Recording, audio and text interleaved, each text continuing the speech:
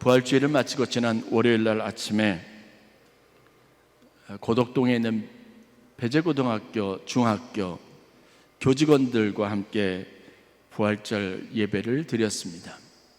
아침에 일찍 새벽 기도를 마치고 준비해서 갔는데 거기 채플에 한 150여 명 되는 중학교, 고등학교, 배재고등학교, 중학교 선생님들하고 교직원들이 함께 모여 있는데 예배드리는 내내 설교하기 전까지 분위기가 너무 무거운 거예요. 왜 그럴까 생각을 해보니까 휴일을 잘 보내고 월요일날 아침부터 모여가지고 예배를 해야 된다니까 다들 마음이 무거웠던 것 같습니다. 제가 물어본 건 아니고 제가 느끼는 감정이었습니다. 저희 주일날 예배 너무 그렇죠. 우리가 감격적이고 마음을 다해서 하나님 앞에 예배하고 말씀을 들으려는 열정이 있는데 거기 있는 회중들은, 선생님들은 전혀 그렇지 않아요. 그러니까 제가 그 기운에 오히려 제가 가지고 있는 이 영적인 생명력을 잃어버릴 것 같은 생각이 드는 거예요. 제가 4페이지짜리 원고를 준비하러 갔다가 그냥 원고를 내려놓고 그 다음에 짧고 굵게 설교했습니다. 교목이 수업 시간이 있으니까 설교를 15분만 하셔야 된대요. 예배 드리기 전에 온갖 압박이 그냥 다 들어오는데 쉽지 않더라고요. 그래서 하나님 주신 마음을 가지고 내려놓고 제가 오늘 원고를 준비해 왔지만 원고보다는 제 마음에 하나님 주신 생각을 따라 설교하겠습니다. 그런데 물론 원고에 있는 내용들입니다. 제목을 더 세컨 찬스라고 정해 가지고 제가 갔습니다. 복잡하고 화려한 수사법을 가지고 언어들을 가지고 표현을 가지고 설교하지 않고 제가 짧고 간략하고 굵게 그렇지만 마음의 깊은 곳에서 우러나는 감동을 가지고 선생님들에게 제가 도전했습니다. 여러분 부활을 믿습니까? 아멘 하는데 그거는 여기서부터 나오는 대답이 아니라 여기서 나오는 대답입니다. 무슨 얘기인지 알죠? 이게 무슨 우리가 추임새의 답이라도 하듯이 그러면 자동적으로 나오는 아멘입니다. 그들 마음에 진짜 부활에 대한 소망이 있을까? 부활에 대한 어떤 기대감이 있을까? 아닌 것 같아요. 그래서 부활이란 무엇인가를 제가 짧게 설명하고 우리에게 주어진 하나님의 두 번째 인생을 살기 위해서 우리가 가져야 될 것이 무엇인지를 잠깐 나누었습니다. 요즘 학교에서 교사 한다는 게 쉽지 않습니다. 제가 배재고등학교 클래스 미션에 가서 물론 제가 여기 오금고등학교의 학생들을 데려다 놓고 저희 경험도 해봤지만 학생들만 앞에 놓고 설교를 하려면 기분이 나빠져요. 여러분들은 얼마나 잘 들어주세요? 네, 이 학생들은 무조건 허리하고 이 의자, 니은자 의자에 그냥 기댑니다. 어떤 학생들은 여학생들인데 그 학생 교복을 입고 다리를 꼬고 앉기도 하고 어떤 학생은 그냥 앉자마자 자기도 하고 어떤 학생은 스마트폰을 계속 보고 있습니다. 아예 처음부터 들으려고 하는 생각이 전혀 없습니다. 그게 그냥 채플 목사님의 설교뿐만이 아니라 학교에서도 일반적으로 있는 일이라고 하니까 선생님들이 그런 학생들한테 기운을 다 빼앗겨서 지쳐 있는 게 보이는 거예요. 이 한 주간 또 끔찍한 거죠. 학생들, 그런 학생들 앞에서 교사로 가르쳐야 되니까 이것도 시간 때우기를 해야 되나 가르쳐야 되겠다는 열의 같은 게 없는 거죠. 저희 교회 선생님들이 많이 계시는데 제가 그래서 참 존경합니다. 그런데 그렇다고 그냥 있어야 할까요? 이번에도 연회 때 저희가 목사 안수식을 하고 여러 가지 행사를 했지만 저도 제가 목사 안수 받았을 때 우리 원로 목사님이 제 옆에 에스코트 해주시면서 감리사님과 둘이 이렇게 팔짱 끼고 강단에 올라가서 이 안수 받을 때 그때 다짐했던 마음들이 있습니다. 그 마음을 잃어버리면 안 된다고 늘 지키려고 애쓰는 그런 노력들을 계속 기울입니다. 그래서 제가 선생님들에게 그 마음을 다시 살려내면 좋겠습니다. 제가 오늘 전하려고 하는 부활은 첫 강단, 교단에서 내가 교사로서, 스승으로서 이 아이들의 미래를 위해서 좋은 가이드 역할을 하리라고 그렇게 마음먹었던 그 마음을 다시 살아나게 하라고 그냥 그렇게 도전을 했습니다. 주님이 다시 살아나셔서 부활하셔서 우리에게 주시는 것이 무엇일까요? 부활의 기독교적인 참된 의미가 뭘까요? 저는 두말할 나위 없이 주님이 부활하셔서 우리 인생에 다시 살 기회, the second chance, 두 번째 기회를 주셨다고 믿습니다. 여러분 다시 태어난다면 무엇을 하시겠습니까? 어떤 삶을 살겠습니까? 라면 여러분들은 굉장히 아름답고 그리고 이전까지 내가 후회스러웠던 모든 것들과는 반대 방향의 새로운 삶을 살고자 결단할 겁니다. 그 계획은 완벽하고 그 계획은 아름다울 겁니다. 그렇다면 왜 그걸 가정으로만 삼고 계시는지 모르겠어요. 그 마음으로 오늘 여러분들이 다시 시작할 수 있습니다. 그 마음으로 교사가 다시 학생들 앞에 설 수 있습니다. 제가 목사가 돼서 선교사가 아닌 교회에서 담임자로 설교하면서 점점 많이 알아가고 깨닫고 배워가는 게 뭐냐면요, 설교 원고보다 더 중요한 것은 이 말씀이 살아나게 하는 것. 제게 은혜가 되지 않으면 아무 소용이 없어요. 제가 이 목회 환경에 있다가 어느 다른 곳에 가서 다른 집회를 하거나 아니면 선교지 경험을 하고 오면 거기서 제가 얻는 게 정말 많이 있습니다. 그러면 여러분들도 느끼시죠? 목사님이 갔다 와서 설교할 때 이 전주와 달라요. 뭐가 달라질까요? 제가 설교하는 방식이나 아니면 설교문을 만드는 작성하는 방식이나 별반 다르지 않습니다. 그런데 마음과 태도가 달라지는 건 분명한 거예요. 제가 스스로 느낄 수 있습니다. 왜 하나님이 주신 이 부활이 오늘 우리가 다시 시작하게 하는 충분한 능력이 되지 못하는지 생각해 보아야 합니다. 기독교적 부활의 의미는요, 죄에 대하여는 죽고 그리스도 안에서 다시 사는 것을 의미합니다. 그러니까 우리는 이미 존재적으로 이미 죄에 대한 우리의 과거의 모든 것들은 지나간 일이 되고 우리는 그리스도 안에 있는 하나님의 피조물이라는 분명한 사실을 기반으로 그것을 믿음으로 삼고 살아가는 법을 훈련해야 합니다. 바울이 로마에 있는 교인들에게 부활에 대한 의미를 설명할 때 로마서 6장 8절과 11절에 이런 표현을 썼습니다. 만일 우리가 그리스도와 함께 죽었으면 또한 그와 함께 살 줄을 믿노니, 그와 함께 우리가 죽었으면 그가 살아난 것처럼 우리도 살게 됐고 살았다는 겁니다.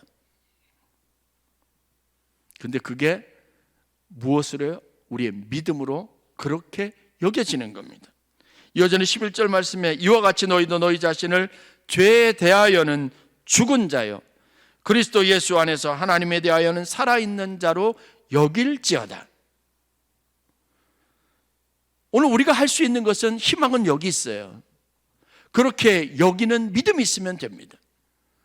내가 죄에 대해서는 죽었고 하나님 안에서, 그리스도 예수 안에서 하나님께 대하여는, 하나님의 의에 대해서는, 하나님의 축복에 대해서는, 하나님의 약속에 대해서는 여전히 살아있는 자로 여기는 겁니다.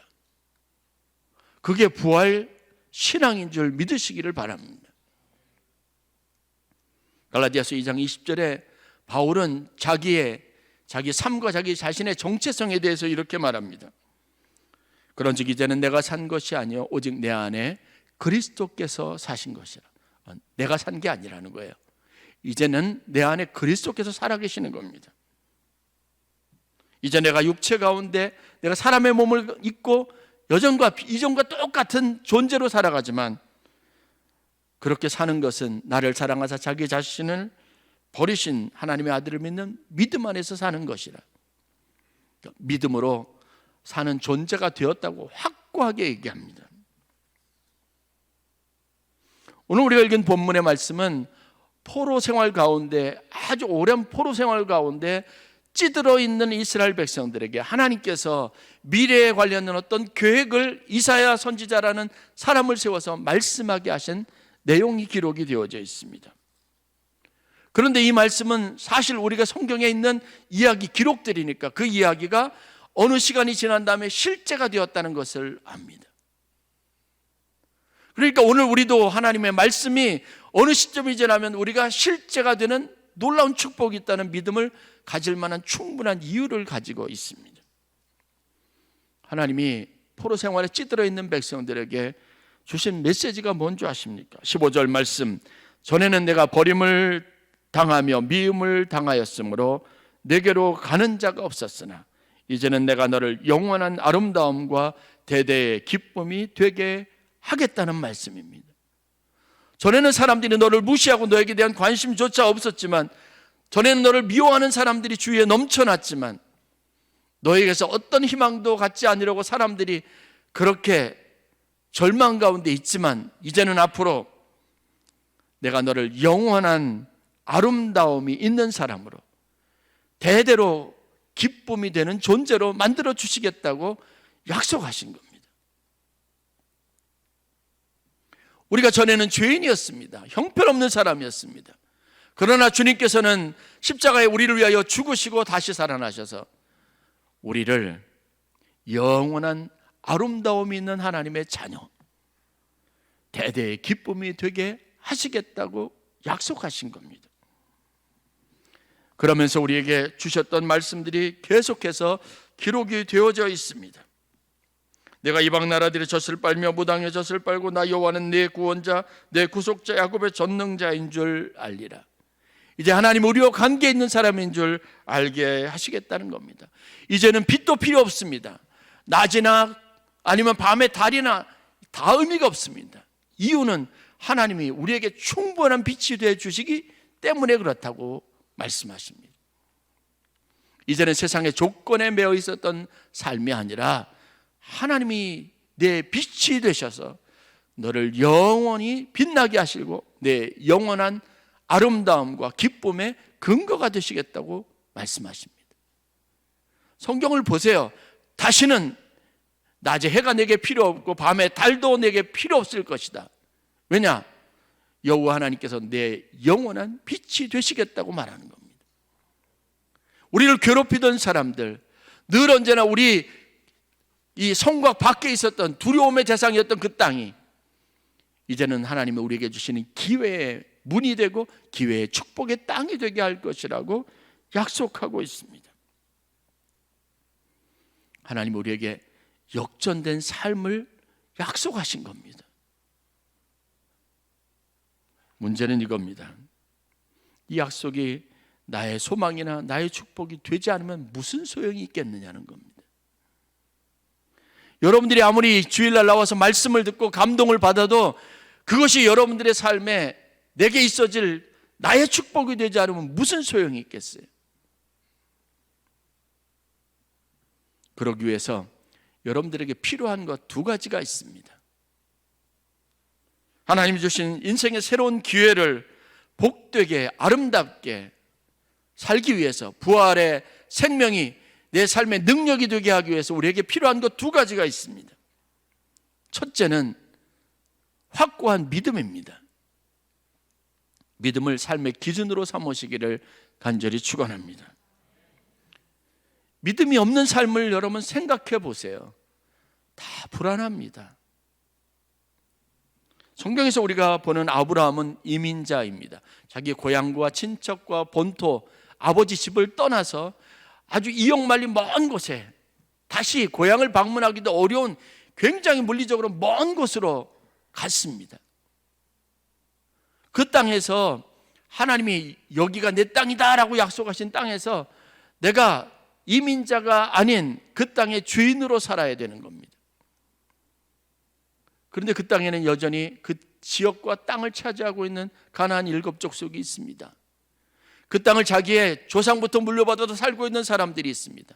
그 사람들이 나를 그 땅의 주인으로 취급해 주나요? 그렇지 않습니다. 아브라함은 이민자가 맞습니다. 그런데 그 땅을 하나님이 주신 축복의 땅으로, 복된 땅으로 만든 사람이 누구냐면 아브라함입니다. 무엇으로요? 단지 하나님의 말씀을 믿는 믿음 하나로 그랬던 겁니다. 그에게 왜 갈등이 없었겠습니까? 현실적인 어려움이 왜 없었겠습니까? 기근이 있었습니다. 아마 그럴걸요? 하나님 우리에게 축복을 약속해 주신다고 하나님이 내게 새로운 사업을 시작하게 해주시고 새로운 가게를 열게 하시더니 여기 와서 몇 달 수입도 없고 먹을 것도 없고 이자만 내게 생겼네, 월세만 내게 생겼네. 그런 일이 현실에 다가온 겁니다. 낙심하지 않겠습니까? 갈등하지 않겠습니까? 그래서 애굽으로 갔던 아브라함의 발걸음을 돌린 것이 뭔지 아십니까? 기근이 끝나서 그 소식이 들려서 갔나요? 아닙니다. 아브라함은 그때 하나님이 다시 그에게 말씀하신 것을 믿음으로 삼았습니다. 앞으로 어떻게 될지는 모르지만 그 약속을 믿는 믿음으로 애굽에서 다시 가나안 땅으로 올라간 겁니다. 재산도 많아지고 살만해지니까 조카 롯이 이제는 헤어져야만 되는 상황이 된 거예요. 삼촌을 떠나겠다고 합니다. 그 롯을 데리고 산꼭대기에 올라가가지고 아브라함이 내린 결정이 뭔지 아십니까? 아브라함은요, 여유가 있었어요. 배려심이 있었습니다. 조카 롯과 다투지 않았습니다. 그에게 무슨 확신이 있었기 때문에 그런가요?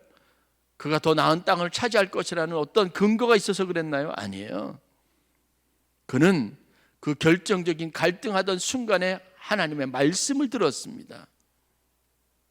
하나님이 좋은 땅을 주신 것이 아니라 단지 말씀하신 것을 들었을 뿐입니다. 그리고 그것을 믿었습니다. 그래서 롯에게 뭐라죠? 올라가서 사방팔방이 다 보이는 그런 개활지에서, 꼭대기에서 내가 먼저 선택하라는 거예요. 좌측을 선택하면 나는 우측으로 갈 것이고, 내가 동쪽으로 그럼 나는 서쪽으로, 내가 북쪽으로 그럼 남쪽으로. 내가 선택하는 것이 어디든 네가 가게 하고 그 반대쪽으로 내가 가겠다고 하셨습니다.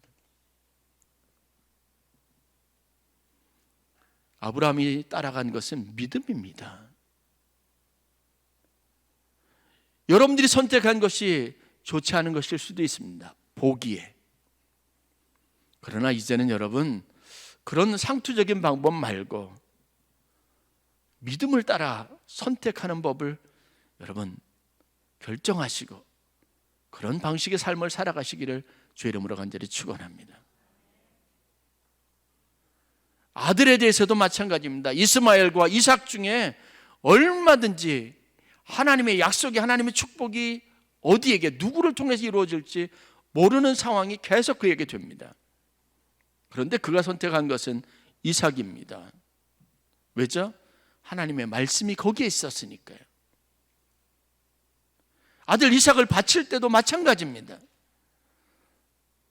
그에게 선택의 기준은 하나님의 말씀입니다. 출애굽 이스라엘 백성들이 광야를 지나서 가나안 땅에 들어갑니다. 40년이라는 시간이 지났는데 약속하신 가나안 땅에 들어간 사람이 누구인 줄 혹시 여러분 아십니까? 약속을 믿은 사람이 들어간 거예요. 믿음을 별것 아닌 것처럼 여기지 마십시오. 믿음은 여러분의 오늘 첫 걸음과 방향을 결정하고 여러분들의 삶의 태도를 결정하는 진짜 중요한 겁니다. 사도행전에 기록된 초대교회 제자들의 모습을 보세요. 그들은 변화됐고 그들의 삶은 놀라웠습니다. 우리가 보기에 흠모할 만하고 닮고 싶은 그런 강인함이 있었습니다. 그런데 그 제자들이 여러분 예루살렘의 어떤 지정된 한 성에서 충분히 훈련받고 제자 훈련을 받아서 그렇게 되었습니까? 아니에요. 그들은 폐쇄적인 공간, 마가의 다락방이라는 곳에 수십 일 동안 거기서 나오지도 못하고 그 공간 안에서 함께 지냈습니다. 갇혀 있었습니다. 그리고 그것에서 한 일이 뭔지 아십니까? 우리가 생각하면 전혀 쓸데없는 일이라고 하는 거예요. 주님이 약속하신 말씀이 이루어지기를 기다리면서 기도하는 것뿐이었습니다. 우리는 우리가 가지고 있는 능력과 최선을 다하는 것이 훨씬 더 삶의 큰 유익이라고 생각하는 것 같습니다. 그러나 여러분, 믿음이 없이는 아무것도 할 수 없다는 것을 인정하실 수 있기를 바랍니다. 그들을 변화시키는 것은요, 하나님의 약속의 말씀을 믿는 믿음으로 그 공간 안에서 수십 일을 기다리고 기도했던 시간들의 열매입니다. 예수님께서 사도행전 1장 8절에 오직 성령이 너희에게 임하시면 너희가 권능을 받고 예루살렘과 온 유대와 사마리아와 땅끝까지 이르러 내 증인이 되리라고 말씀하신 그 말씀을 기다렸습니다. 믿음은 하나님이 말씀하신 것을 순종하고 거기에 대해서 우리가 가지고 있는 헌신이 믿음인 줄 믿습니다. 오늘 우리가 미래에 하나님이 주실 약속을 성취하는 가장 중요한 비결은 믿음의 확신입니다. 그렇게 될 줄 믿고 믿음의 확신으로 살아가시기를 바랍니다. 그래야 여러분들에게 제2의 인생의 기회의 문이 열려지게 되어져 있습니다. 두 번째는 성령이 주시는 은혜와 기름 부음이 있어야 합니다. 즉 여러분의 자신의 힘과 능력과 의지와 선택과 노력으로는 절대로 안 된다는 겁니다. 사도행전 1장 4절, 예수님께서 제자들에게 마지막 분부를 다음과 같이 하십니다. 사도와 함께 모이사 그들에게 분부하여 이르시되 예루살렘을 떠나지 말고 내게서 들은 바 아버지께서 약속하신 것을 기다리라. 그들은 그냥 기다린 게 아니라 약속하신 것을 기다렸습니다. 그래서 가만히 있지 않고 약속하신 것을 주시기를 위해서 부르짖어 기도했습니다. 그게 다락방 기도 모임을 이끌었고 성령의 기름 부으심을 경험하게 하는 축복이 되었다는 겁니다. 여러분 착각하지 마세요. 여러분이 가지고 있는 의지와 노력은 아무것도 되지 않습니다. 하나님이 기름 부어 주셔야 합니다. 하나님이 능력이 주셔야 합니다. 예수님 당시에 복음서에 있는 사도들은 자기가 무엇인가 해보려고 애썼던 사람들이지만 그것은 실패했습니다. 그러나 그것보다 더 이들의 변화에, 이들의 삶의 두 번째 기회의 문이 열려지게 하는데 유효한 것은요, 성령의 기름 부음입니다.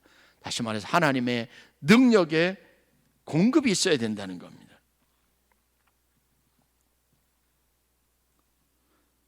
성령이 너에게 임하셔야 우리가 권능을 받습니다. 이 믿음을 여러분들이 갖는다면 하나님의 성령의 기름 부으심을 위해서 간절히 기도하시는 성도들이 되실 수 있기를 바랍니다.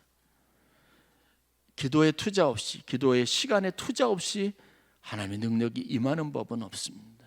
아무리 수고하여도 여러분들에게 절대적으로 유익한 것은 여러분들의 인생에 바라고 기대하는 새로운 두 번째 기회를 허락하시고 새로운 차원의 삶을 살아가는 변화를 일으켜 주시는 분은 하나님이신 줄 믿으시기를 주의 이름으로 간절히 축원합니다.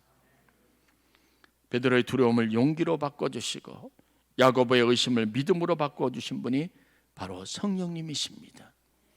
우리의 나약한 본성을 바꿔주시고 냉철하고 율법주의적이며 비판적이고 익숙한 판단, 그리고 다른 사람에 대해서는 추호의 용납과 배려도 없었던 차가운 사울을 한 사람을 위해서 자기 모든 생명까지 다 내어줄 수 있는 따뜻한 사랑의 사독으로 변화시켜 주신 것이 성령이신 줄 믿는다면 오늘 우리에게 일어난 실질적인 변화도 성령께서 주시는 것인 줄 믿으시기를 바라고, 믿음의 확신, 성령의 도우심과 기름 부으심, 이 두 가지 은혜 안에서 여러분들이 그토록 바라던 인생의 새로운 기회를 살아가는 축복이 있기를 주의 이름으로 간절히 축원합니다. 전에는 내가 버림을 당하며 미움을 당하였으므로 내게로 가는 자가 없었으나 이제는 내가 너를 영원한 아름다움과 대대의 기쁨이 되게 하리라. 하나님이 약속하십니다. 그 작은 자가 천명을 이루겠고 그 약한 자가 강국을 이룰 것이라. 때가 되면 나 여호와가 속히 이룰 것이라. 여러분에게 주시는 이 말씀을 붙잡고 믿음의 확신의 근거로 삼고 성령의 하나님께서 일하실 그날을 기대하며 인생의 두 번째 축복을 맞이하는 여러분 되실 수 있기를 주의 이름으로 간절히 축원합니다.